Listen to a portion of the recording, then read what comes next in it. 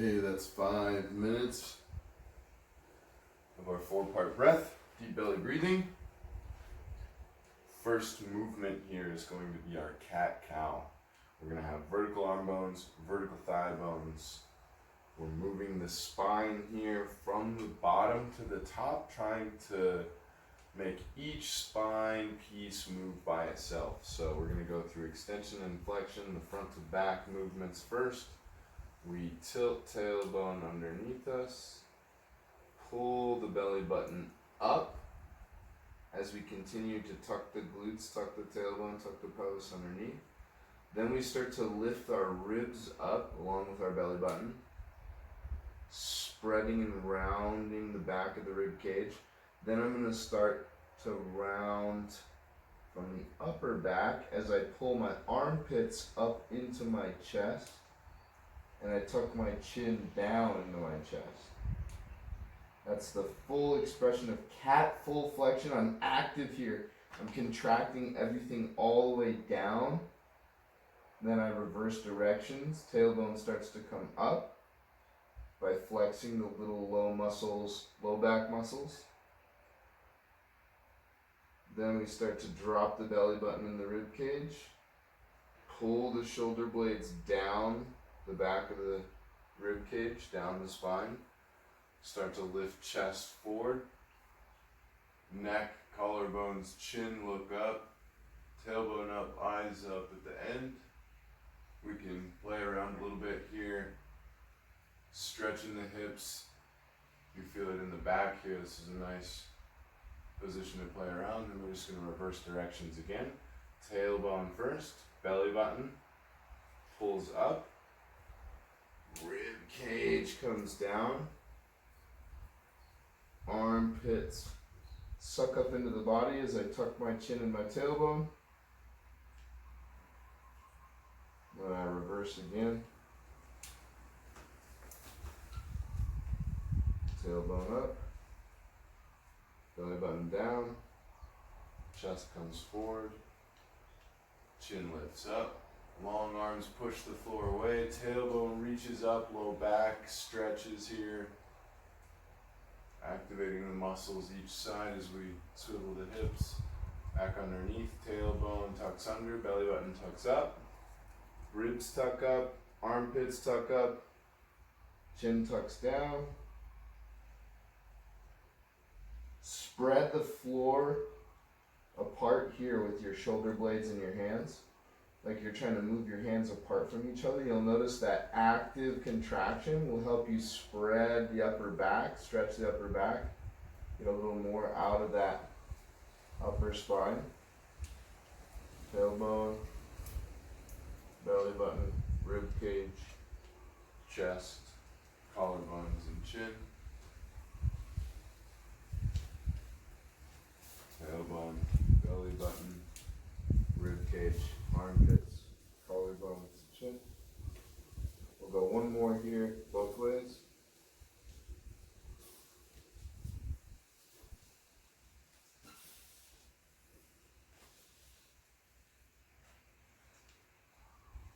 Next one, side to side for the spine.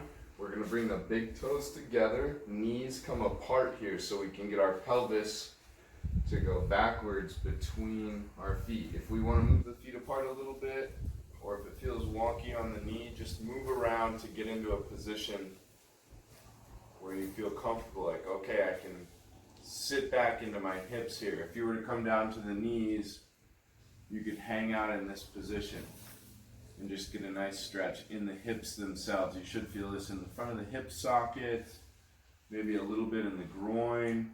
Might feel it a little bit in the knee. As long as it's not painful in the knee, you're okay. Put a pillow under the knees on this one if that helps. Then we're just going to go all the way to the left. Outside arm coils and pushes. Inside arm stretches across the body, reaches across the body. And then we can bring the head down, forehead, any position here. We're just trying to get the armpits closer to the floor, while pushing down actively on this side, flexing these left side muscles to stretch through the right side. And then we just walk over to the other side. Coiling with my right arm, reaching with my left arm. I'm a little tighter on this side, so I'm just gonna baby it a little more. Then go back over to the left.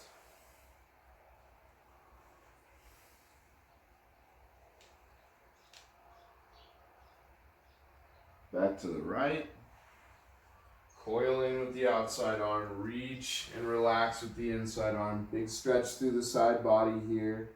Head and armpits work towards the floor. And then we can start to add the breath. As we transition, we inhale, 4-part breath. We hold for 2. Exhale as we sink into it for 4. And then just hang out for 2 seconds. Inhale, walk it across. 4, 3, breathe in, 2, 1. Hold, start to reach the arm out. Exhale, 4, 3, 2, 1. Hold and relax for 2, 1. Inhale, walk it across. So with most movements, you'll be able to incorporate the breath in some capacity to create a rhythm between both movement and the inhale and the exhale. So we're just cruising back and forth here. A couple more.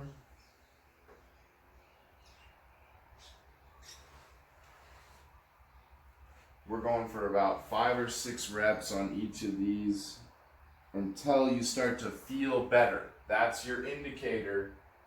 After a couple reps, it feels a little bit better. You feel a little more limber, mobile, open, relaxed, breathing more efficiently. Okay, the next one's going to be our hip flexor and hamstring stretch. That's where we come into half kneeling. We've got the angles here at the knees, 90-degree angles, extending through this hip by squeezing this glute and tucking this pelvis.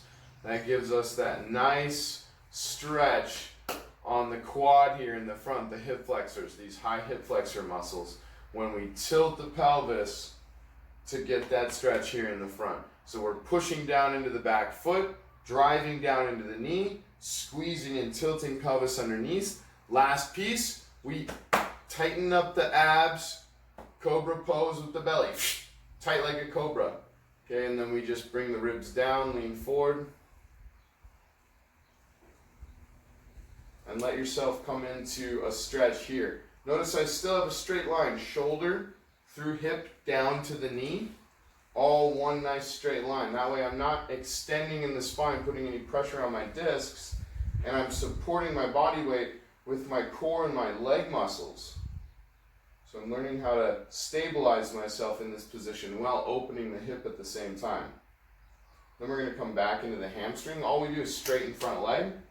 We can pull the toes back to the face for more. We can hang out right here. Keep the spine straight with the chest up if that's enough.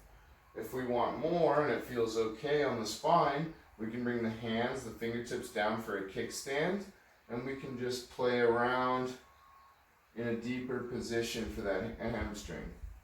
You can circle the foot here, gas pedal front to back, just hanging out, bending the knee. I try not to overextend the knee. Don't drive the kneecap down here. If anything, keep a soft bend in the knee. We're going to come back up to that half kneeling hip flexor stretch on this leg. Squeeze left glute, push down, lean. And then I cruise back into the hamstring.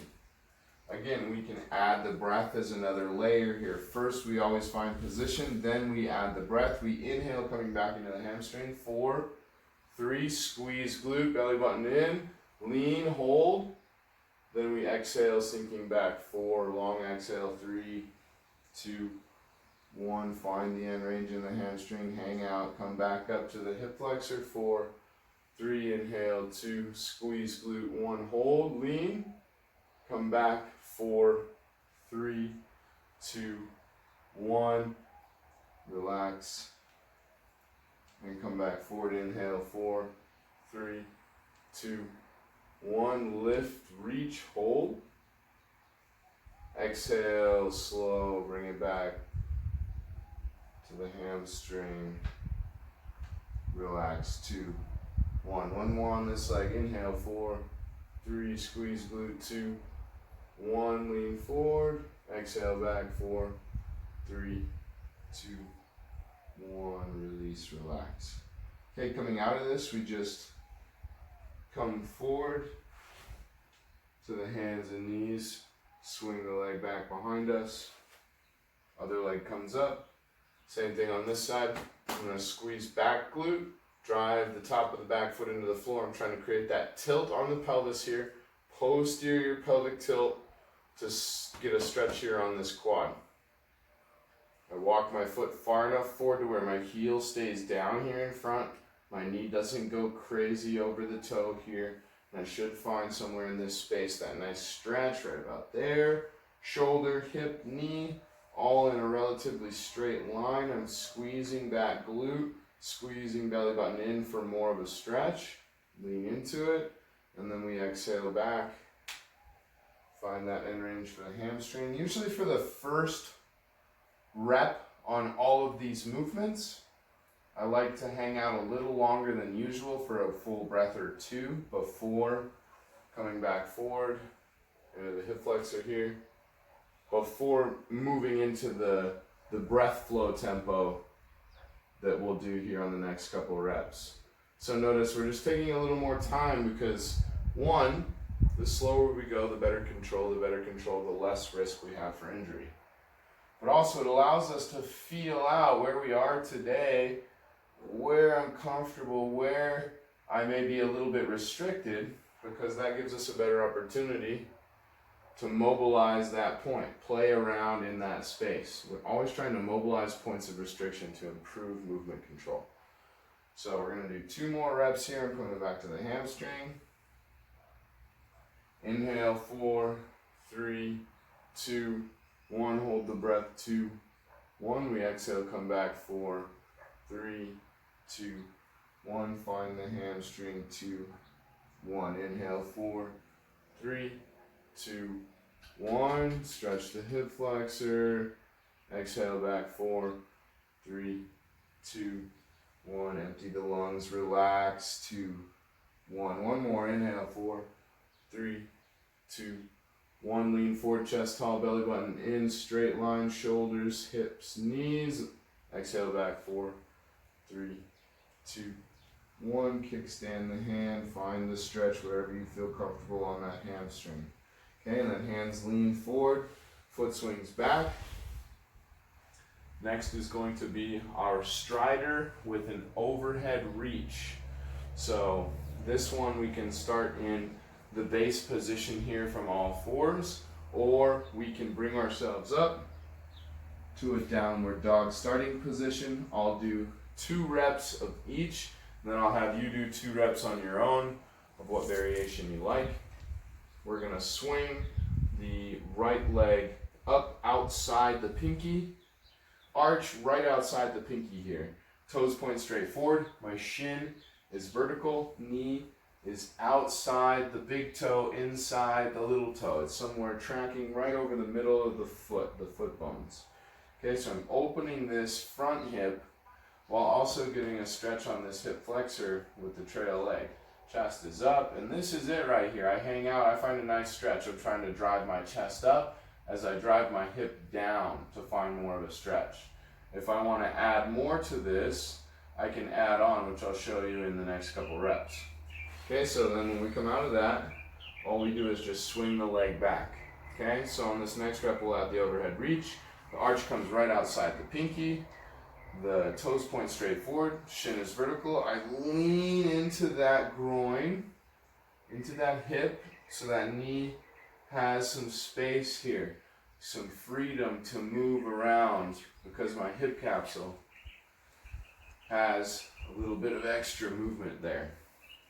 For the overhead reach, all I do once I have my base leg set up is I take same arm as the open leg, as the front leg, and I twist up to the ceiling. Now my goal here is to only rotate as much as I can from my rib cage and my upper spine without rotating from my pelvis and my lower spine. So I want to keep my pelvis and my belly button twisting down away from that's reaching up as I open my rib cage from the upper side. Left arm comes back down. We square off the chest and the hips, and then we hinge back to swing the leg back. Okay, same thing other side. Right foot comes outside right pinky. Check the base. Point 1, toes forward. 2 is the vertical shin. 3 is the knee leans outside big toe, inside little toe. And then we push down into the left hand as we reach up with the right hand. Turn the belly button to the left here, which may limit range of motion a little bit. That's okay. Bring it back down. Right leg steps back. Okay, and then we've got left leg coming forward. Stretch into it, toes forward, shin vertical, knee opens to hit that groin. Get a good position there by lifting the chest, open left arm, twist belly button to the right, reach left arm up to the left, come back down, step back. Now we'll add the down dog here. We're just going to tuck the toes up and come to our down dog position between every rep. More hamstring stretch, more calf stretch, a little more work for the shoulders and the core. It's just a nice position to unload each time we come into that wide lunge. So you can play around walking out the calves here however you like. We're going to take right foot, step it forward. Nice and light ninja landing, trying to find a good position. It'll get better over time with practice. Right arm reaches up. Right arm comes back down. Right leg steps back to a down dog. Left leg. Open left arm. Left arm comes down. Back to a down dog. Right leg.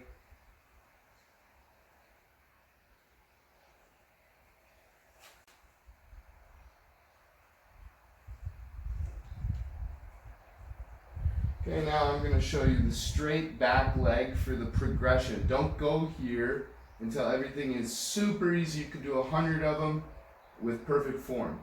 Okay, we want to come forward to our wide lunge, and instead of dropping back knee with a bend, we lift the back knee and straighten the back leg. Now I'm really supporting more of my weight with my upper body, and also I'm getting a greater stretch on my hip flexor. So now I can open for the overhead reach, and then I step right back to my down dog. Same thing, left leg. Choose any variation right now that fits the best for you. Reach. We'll do one more each way.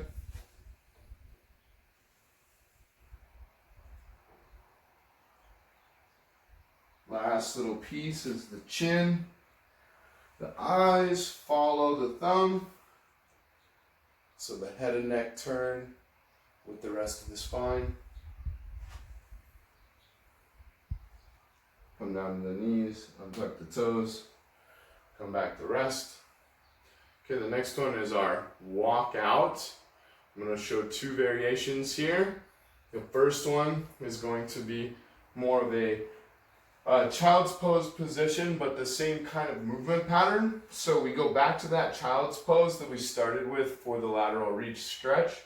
We're going to put big toes together, knees come apart to the sides.